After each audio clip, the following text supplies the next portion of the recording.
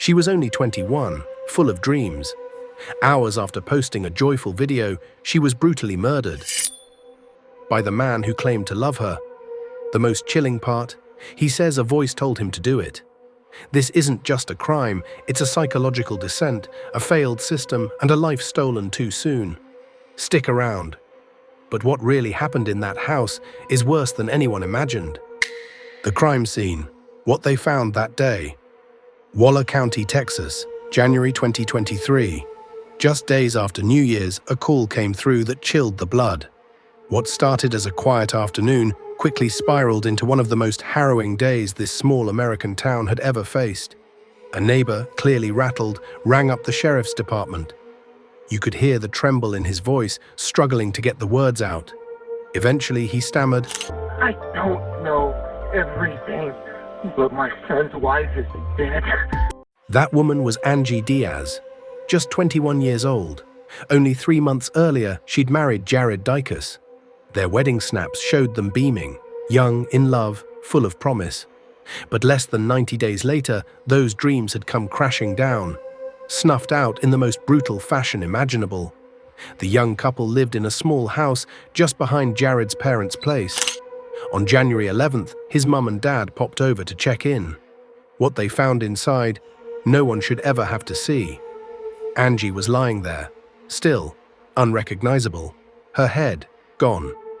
The authorities turned up swiftly. Many of the officers knew the family, which made what they saw all the more haunting. The floors were soaked in blood, cigarette ends strewn about, clothes drenched red, and there, beside her body, a kitchen knife, caked in blood. They followed a grim trail, bloody footprints leading them through the home, into the bathroom, and there, in the tub, was Angie's head. This wasn't just a murder, it was a bloody horror show. Jared was still there, calm as you like. He didn't leg it, didn't say a word. They cuffed him on the spot. Everything around him screamed guilt. The only question left was, why? Locals say Anggy was lovely, always had a smile, always lending a hand. She worked at the local meat market and rode her push bike there each day, come rain or shine. That same bike now stood solemn at her vigil, surrounded by friends and family holding candles, tears glinting in the firelight. Her family, utterly gutted, made plans to take her back home to Nicaragua, to give her the peace she was so cruelly robbed of. As detectives dug deeper, the story only grew darker. CCTV surfaced from earlier that day, showing Jared acting oddly. Off his rocker, some might say. Was it jealousy, a mental break, some hidden rage bubbling under the surface? Whatever it was, something inside Jared snapped, and when it did, Anggy paid the ultimate price. A love story, or something else? Magnolia, known for its peaceful charm and the quiet beauty of its magnolia trees, was now the unlikely stage for a tragedy that would shake the entire nation. What had once been a serene town became the epicenter of a crime so horrific, it felt like something out of a nightmare. What had begun as a story of love had tragically transformed into one of unimaginable horror. And the truth, hidden beneath a blanket of blood, silence, and overwhelming grief, was only just beginning to unravel. The rain drizzled softly against the windows as Jared's mother spoke in a voice barely above a whisper. He knew something, she murmured, her words thick with dread. At the very least, he knew. She recalled how Jared had said everything would be fine, but the world around them now screamed that it was anything but fine. Who told you? Jared. Okay. And he's been acting really strange lately. It wasn't enough to accuse him of anything outright, but the signs weren't promising. When the police questioned Jared's brother, Wayne, the interrogation was sharp, methodical, and cold. "Did you ever get rough with Anggy?" one officer asked, his tone direct. Wayne looked bewildered, lost. Time was before she and your brother got married. What's Angie's last name? Do you know? Sure. Her maiden last name? I don't know that. I don't know. Okay. How about a date of birth? Here's her phone. Here, let's see. Let me. It's all Yeah, go in ahead. Spanish, so I don't know. Yeah, I just know she worked over there. I know she was Where'd she work? Chepis Meat Market. The Cheppies. That's where that meant, yeah. The tension in the room was palpable, thick enough to cut with a knife. Wayne shifted nervously in his seat. Is she still family to you? One officer asked, the question hanging in the air like a death sentence. I don't know. Maybe. Doesn't matter. The family was on edge. Are we suspects now? Someone asked, their voice cracking with fear. The detective's answer was measured, but the words did little to calm the storm. No one's accusing anyone, he replied slowly. We just need to keep this quiet until we understand what's going on. People are starting to show up. The story's leaking, and we're not ready for that. Outside, in the rain-soaked cruiser, Jared sat, handcuffed in the back seat. One of the officers approached the window. He knew Jared well. Do you mind giving me the passcode to your phone? It's supposed to be a 6-digit code. It wasn't that they were treating him like a suspect just yet.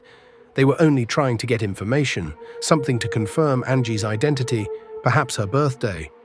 But even the seasoned officers couldn't hide the unease in their eyes. What they saw, it wasn't what they had expected. For a brief moment, one officer thought it was Wayne again. A familiar face, maybe another overdose. He'd seen it before, but it wasn't Wayne. It was Jared. Wayne had a rough past. Meth, constant run-ins with the law since he was 20. He wasn't reliable. He wasn't steady. But Jared was different. He was the quiet one, the dependable one, the one who followed the rules. Born in 2001, raised in Houston, a football player at Waller High School. Reliable. He worked as an electrician. Once, Wayne had stolen copper from one of Jared's job sites. Jared reported it, and later regretted doing so. Everyone had always suspected that Wayne might snap one day. No one ever thought it would be Jared. Jared met Anggy by chance at the local meat market in 2022, where she worked. She too was born in 2001, but in Nicaragua. Her mother had raised her alone, working in Costa Rica to send money back. Anggy was smart, responsible, and determined. She studied accounting at a university in León, Nicaragua, while living with her aunt, a woman who had raised her like her own child. When her aunt was diagnosed with cancer, Angie's biological mother, now working in the US, paid to bring Anggy and her brothers across the Mexican border. They arrived in Texas as undocumented immigrants. Anggy found work as a cashier and later promoted herself as a fitness coach online. She shared posts about perseverance with quotes like signs. Everyone missed. The room fell into quiet as the question was asked. Can you tell us about that relationship? He says, can you let me know? Can you tell me? What is the relationship like? Well, what she told me was that yes, everything was fine, but in the end, she was going to marry her former boyfriend. She said everything was good, and she was gonna get married to the ex-below. Well, I told her that afterwards I would help her with the preparations and everything. Then suddenly she said she wasn't going to get married anymore. And suddenly we understand what happened because she is no longer going to comply. She said that she told her and that she was going to help her out with the decoration and so forth and this and that to help her out. And then all of a sudden she told her she was not going to get married. After she said she wasn't going to get married, she gave a reason. Yes, she told me, and I asked her, but why? If she was so happy that she was going to get married, and she told me no, that the boyfriend had changed, he had become very distant, he wasn't paying attention to her. And well, I advised her a lot because I'm a bit older than her. So I advised her and told her that if she didn't feel good with him, it would be better to end the relationship. Because why would she marry him if they no longer understood each other? It wasn't long after that Jared entered her life, tall, confident, the former football star, the kind of guy who seemed like the perfect fit. She never said exactly when they met, but soon after, he was showing up at her job with flowers, little thoughtful gifts. She showed me the roses once, her friend recalled, a faint smile tugging at her lips. She said he was so sweet to her. She sounded happy. Their relationship blossomed quickly, too quickly, some thought. At first, everything seemed perfect, but cracks began to show beneath the surface. Anggy, now living with her aunt in Waller, hadn't even told her mother about the wedding. Her mother, who had worked tirelessly to bring her to the US, had no idea. Maybe Anggy wanted to keep her new life separate from the old. a fresh start, but the pace of the relationship was fast, unnervingly fast. She had an accident, her friend said quietly, lowering her voice, and then she told me they were trying to deport her. That's when everything seemed to shift into overdrive. Anggy didn't want to leave, not now. She had family here, friends, a job, a future. Marriage to her felt like the only way to stay. Her family, especially her uncle, had warned her. Don't do it for papers, he advised. Do it for love, because you love him. And he loves you. And Anggy, resolute, had answered firmly, I do love him. This is real. Her uncle, cautious but supportive, agreed to be a witness. They got married. But love is more than a piece of paper.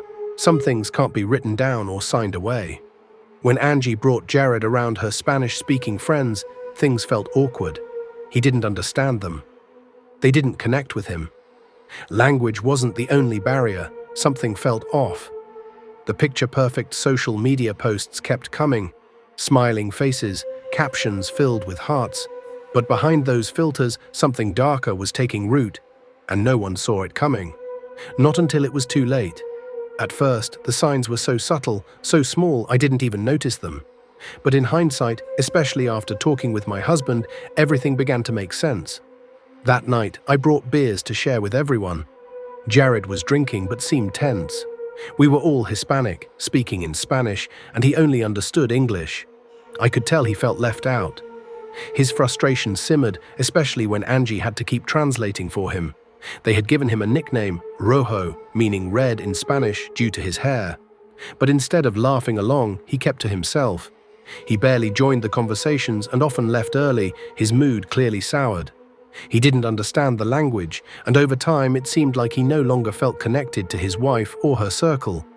After they got married, even her co-workers noticed a change. Anggy wasn't the same. Ruth Armendariz, who worked at the Defense Intelligence Agency, remembered how Anggy had seemed like a daughter to her. But after Anggy met Jared, she began to withdraw, appearing anxious and distant. Her energy seemed to fade, and soon her husband started showing up at her workplace, often without warning. On January 10th, the day before Anggy was killed, her manager sensed something was wrong the moment Anggy walked in. She arrived in the early hours, sometime after 1 a.m., looking upset. When she spoke with her supervisor, her mood seemed different, like she was holding something back. Later, a bruise on her shoulder was noticed, and it didn't look accidental. That same day, Anggy opened up to 2 co-workers. One of them stayed close, sensing something was terribly wrong. Anggy confided that she was planning to leave her husband. She said she didn't want to marry again. She looked broken. When one of them asked just how bad it really was, Anggy lifted her shirt slightly, revealing more bruises. She didn't just hint that Jared had hurt her, she said it clearly. She shared more details, but after that conversation, they didn't speak again. They had planned to meet for coffee that Friday, her day off. Anggy had told her friend she wanted to talk, but the workplace wasn't a safe place for long, private conversations. There were always people nearby. No microphones, just cameras. In the security footage, you can see them talking, but no sound was captured. When asked about the bruises, Anggy explained that they had fought all night. That's why she looked so exhausted on Monday. She'd barely slept. She mentioned taking a shower after their argument, and it was during that moment she was assaulted. The reason? He didn't want her going out with her aunt on Sunday. She had dressed up and gone anyway. That seemed to be the breaking point. She had been living under his rules, but finally she admitted to her friend that she was done. She didn't tell Jared she was leaving, but she made it clear that she couldn't go on like that. Drugs, delusion, and a mind unraveling. Around the same time, Jared's behavior took an increasingly disturbing turn. In November 2023, he was arrested for driving under the influence, a troubling sign of what was to come. The police had also been called to a local Whataburger after reports surfaced of him acting aggressively towards the staff, his temper flaring in ways that felt all too familiar, but somehow more violent now. The warning signs had been there all along, scattered like fragments of a broken mirror. At first, they were subtle, moments of strange behavior and unsettling conversations. But only after the fact did everything fall into place with gut-wrenching clarity. When the police arrived during one of these incidents, Jared refused to cooperate. He became combative, punching windows in a fit of rage. Officers had no choice but to restrain him, putting him in a restraint chair just to collect a DNA sample. Even though he was released on bond, his behavior only worsened. His actions, wild and erratic, spoke volumes. Anggy, though, never directly voiced her fears to Jared's mother, Lynn, but her actions spoke louder than words ever could. Jared had been requesting, time and time again, to stay in the same house as Anggy, despite her having made it clear she no longer wanted him there. It seemed an odd request, especially considering how much money he had recently spent trying to leave that situation behind him. Something didn't add up. Something was off. For an entire week, Anggy had insisted that Jared not sleep in the same home. This wasn't a simple disagreement. This was something far more serious. It was a cry for help. Something was desperately wrong. Then, on January the 8th, just 3 days before Angie's death, the Waller County Police received a strange 911 call. The caller was none other than Jared himself. "I've been using drugs," he confessed, his voice wavering with confusion. "I don't feel well." When asked if he needed medical help, he hesitated, apologizing repeatedly, his tone unstable and disoriented. Moments later, he called again, repeating the same incoherent words. Paramedics were dispatched and Jared was rushed to the hospital. Tests later confirmed he had used methamphetamine, an ugly reminder of the struggles his older brother had endured with the same drug. This revelation devastated Jared's parents. They had already seen firsthand how drugs could tear a family apart, as another child had battled similar demons. Now Jared, the one they thought had avoided these pitfalls, had crossed a line. He'd always struggled with alcohol on nights out, but during his day-to-day life, he managed to keep it under control. Or at least, he had, until now. Where Anggy was that chaotic night, no one could say for certain. But it was the same night she'd told her friends he had assaulted her, just days before her life was tragically cut short. Was Jared under the influence again? Was this the catalyst for the horror that followed? On January the 11th, Jared came home from work around 4 a.m. He slipped into the house behind his parents' property, and no one saw him again until about 12:30 p.m. that afternoon. When he returned, his mother, Lynn, noticed something strange, a phone ringing, one she didn't recognize. Jared was holding a phone in his hand, and when Lynn asked about it, he claimed he had several phones. But Lynn wasn't convinced. She took a closer look and saw the phone was set to Spanish. That's when it hit her. The phone looked eerily like Angie's. Her heart raced, panic flooding through her as she realized the terrible truth. Lynn and her husband, Rodney, rushed to check on Anggy, but what they found would change everything. They entered the house through the only door at the front. As Rodney stepped inside, he saw Anggy lying motionless on the floor, his face drained of color. Without thinking, he turned to Lynn and said, "Don't come in, love, it's too much." He immediately called for help, his voice shaking with fear.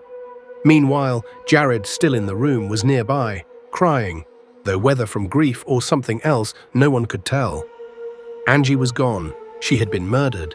With no other choice, they called 911 on their own son, the life she was building and the one stolen from her. Jared wasn't just a potential suspect. He was Angie's husband, a man whose behavior had recently grown increasingly troubling and unpredictable. What had started as a relationship filled with promise now seemed to unravel before everyone's eyes. The emotional distance, the violence, the drug use, each piece of the puzzle pointed to a tragedy that had been slowly building, right under the noses of those who cared for them both. This is a profoundly tragic story, one that carries the weight of mental health struggles, substance abuse, and the slow, insidious descent into violence. It's a tale of a relationship that seemed to hold so much potential, but instead spiraled into a nightmare. The signs were all there, cracks in the foundation, ignored or perhaps not fully understood until it was far too late. Jared's increasingly erratic behavior, the presence of drugs, his psychological unraveling. It paints a picture so dark, yet there's no denying it. The pieces were all there. But at the heart of this painful narrative lies Anggy, a young woman full of dreams, vibrant with life and with everything to look forward to. A life snatched away, brutally, in the blink of an eye. The bike she used to ride still sits by the fence. Her laughter echoes in the memories of those who loved her. And though her life was stolen, her story will not be silenced. From the way you've described it, it's clear this wasn't a one-off event. A sudden and shocking outburst from someone who was otherwise loving and kind. No, this was the culmination of warning signs, of Anggy's growing fear. Jared's bizarre and violent actions, his drug use, and his emotional instability. The pattern was forming long before that final horrific moment. And Jared trying to shift the blame onto drug-induced psychosis or the voices he claimed to hear. Yet the details, such as his attempts to clean up, conceal his crime, and even casually going for a drink afterward, point to a level of awareness and control that stands in stark contrast to the idea of a total mental breakdown. It's almost as if he knew exactly what he was doing, even if he tried to justify it otherwise. What's haunting about this story is how often it follows a tragically familiar pattern. Early signs of domestic abuse or manipulation, the victim feeling trapped and helpless, the abuser spiraling deeper into darkness, and ultimately a tragic end. And as always, the truth is clearer in hindsight, after it's too late to do anything about it. The contrast is stark. Anggy, described by her family as a joyful, kind soul, taken in the most violent, undeserved way. And then there's Jared, lost, spiraling, his actions spiraling into something far darker than anyone could have imagined. It's gut-wrenching. This case raises so many difficult questions about how we as a society respond to early warnings of domestic violence, mental health crises, and substance abuse, and how these problems often go unaddressed until they explode into something irreversible. What struck you most about Anggy's story? Was it the glaring warning signs, the outcome of the trial, or something deeper? Anggy Diaz was a light that was extinguished far too soon, a reminder of how quickly love can turn into something darker, and how silence in a relationship can have deadly consequences. As her family chooses forgiveness, we choose to remember Anggy for the joy, the laughter, and the future she was meant to have. We'll carry her memory with us, always. And let this be a warning.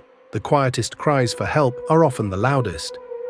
If this story moved you, share it. Let's honor Anggy by raising awareness, because sometimes the signs are there, and speaking up could save a life. Tell us your thoughts in the comments. Why do you think this happened? What might have changed the outcome? If you or someone you know is experiencing domestic abuse, reach out for help. Call the National Domestic Violence Hotline at 1-879-972-33 or text START to 88788. Help is free, confidential, and available 24/7.